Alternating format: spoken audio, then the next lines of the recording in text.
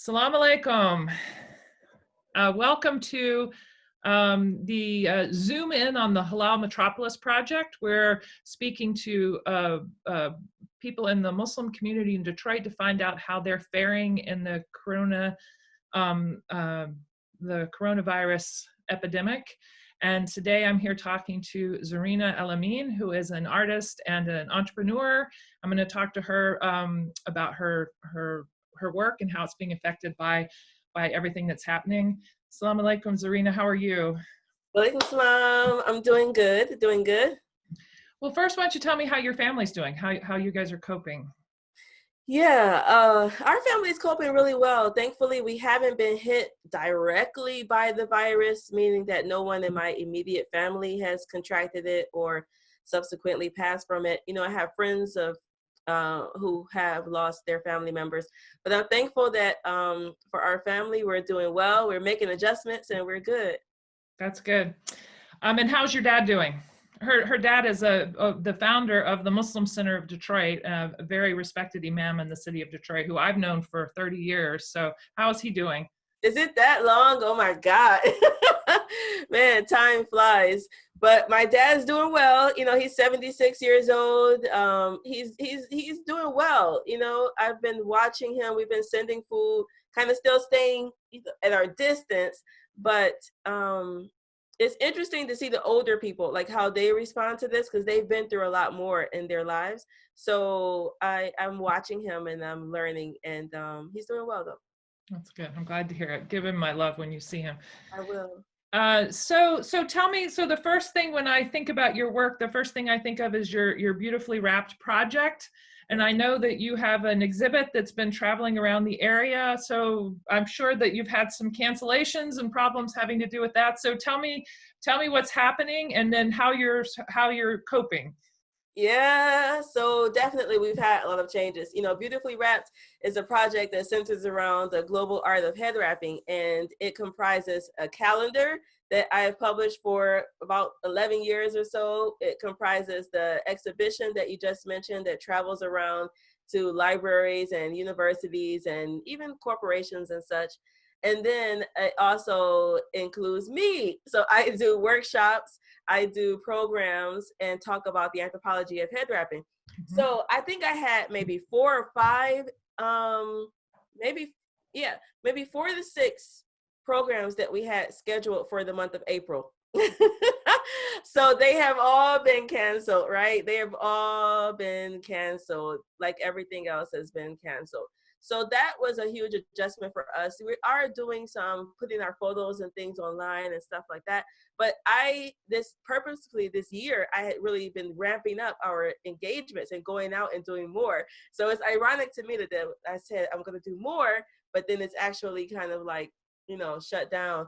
So the calendar is in my garage. Oh boy. I had like 9 boxes of this calendar that were slated to go to every program. Every program, we take at least a box and a half, you know, depending on how many people are at that event. So I have like 9 boxes of these calendars in my garage. And we're already in April, so. And we're already in April, and it's like a time-sensitive project. So I'm kind of trying to think about, okay, well, what do I do? You know, not a lot of shipping is happening. Like, what do I do? So I don't know exactly what I'm going to do about that yet. But well, show us this month's model because she happens to be a special one. Do you have it with you? Yes. So, okay, let me see. So here's the cover. First of all, here's the cover, beautifully wrapped. And then this month is my little angel. Look at that. That is just a gorgeous picture. It's just gorgeous. That is Miss Isra Miraj. So she is 6. She's turning 7 actually. So I'm not sure if we're gonna do like a drive-by birthday party. You know, you've been seeing people do those like drive-by birthday parties, a Zoom birthday party. I don't know, because she had been planning this birthday party for about 3 months or so. Wow. And so, you know, that's canceled. She had a skating birthday party is what she was going to do. So that's canceled. So we'll see, you know, what comes up from it. I saw this morning in the newspaper that a girl who's graduating from one of the Detroit high schools, no, from the Southfield High School, graduated, top of her class. and the police and the firefighters did a parade by their house where they came and congratulated her. That is so nice. You got to Yeah, try to create the memories for people who have lost so many memories that they normally would have. You know, I they know, get different memories, but yeah, you got to try to do something special for them. I agree. Well, so tell me about your book company. I see that you've got your book behind you. That's the first time I've seen an actual physical copy of the book. Tell me what's happening with that. Yeah, well, we had to do some pivots in with that as well. So, you know, I run Book Power Publishing. We help, you know, thought leaders, entrepreneurs, creatives to preserve their legacy, preserve their skills and experiences in the written word so that that can be shared both for now and then also future, right? Mm-hmm. So we were planning to open this training center, our self-publishing training center, and I had everything getting set up for that. I was going to do my book launch at the same time. It's like perfect. And naturally, it's all shut down now. So what I am going to do with my book, and my book is centered around like how to write a power book, how to write a book that builds your business, leaves a written legacy, and also helps move society forward. So, so my book I'm going to put out on April 18th, which is like a week delay from our physical. And of course, I'm just going to do a virtual launch, and I'll be doing some, you know, sharing of the anthropological side of writing and producing written materials. And we'll see, you know, we'll see how it goes. It's different than what I originally planned, but hey, that's life. Well, send us links to both the book and the calendar, and we'll definitely promote them with this. So the other thing I wanted to ask you about is I know that your family has, that your oldest son is in Senegal right now, studying the Quran and studying Arabic. What's it like to have him be so far away from home right now? Yeah, you know, it's different. You know, everyone, you always want to kind of see your child, right? You want to be able to see and make sure that you can touch them and they're good. But I am 100% at peace with him being there in Senegal right now, studying the way he has been since September. You know, a lot of people were asking me, are you going to bring him home? Are you going to bring him back? And I was like, no, I'm not really getting that feeling that that's a good thing to do. First of all, it's safer there right now as far as the virus goes. Mm-hmm. And then two, I think that he needs to stay on the path that he laid out for himself. So we had some differences in agreement as far as like outside folks who were thinking about what we should do with him, but he's good. They have shut down the mosque in that local area now. So, you know, like there was a lot of big controversy as far as should we shut down the mosque? Should they stay open? Religious centers. And so the mosques there too have now shut down, about 85% or so, not 100%, but they've dramatically shut down, which is huge for a Muslim country. Yeah. And the kids, you know, my son and the other students, they're about 35 or so American students at the school, and there's like a dorm, you know, that they live in, they do their classes and such. And so the headmaster, before the shutdown of the mosque went down, the headmaster of the school put them like on the self kind of quarantine type of thing. And so the kids were like, what do you mean? Like, we can't go outside, we can't do this, we can't do that. So that was a huge adjustment for teenagers who weren't really understanding the full grasp of what's happening all around the world. I was telling my son, like, dude, it's not just you, it's everybody. So that was a huge adjustment for them. And they're still going through it like everybody else. But I'm going to leave him there. I'm not going to bring him back.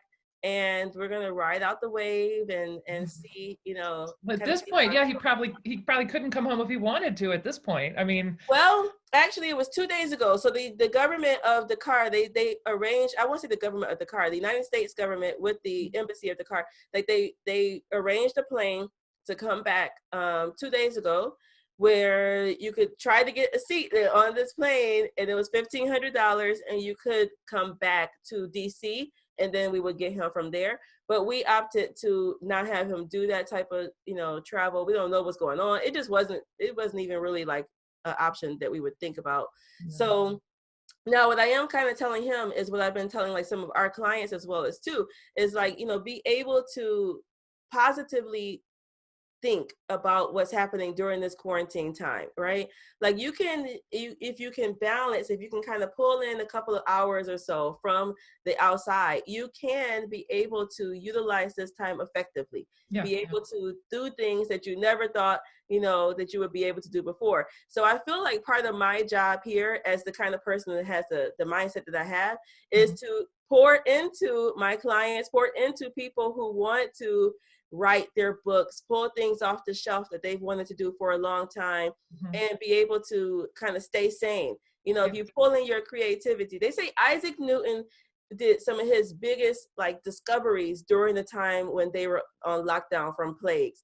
Also Shakespeare wrote some of his major plays during the time when he was locked down from the Black Plague. So, if you can kind of stay sane and redirect your energy, if you can focus your energy.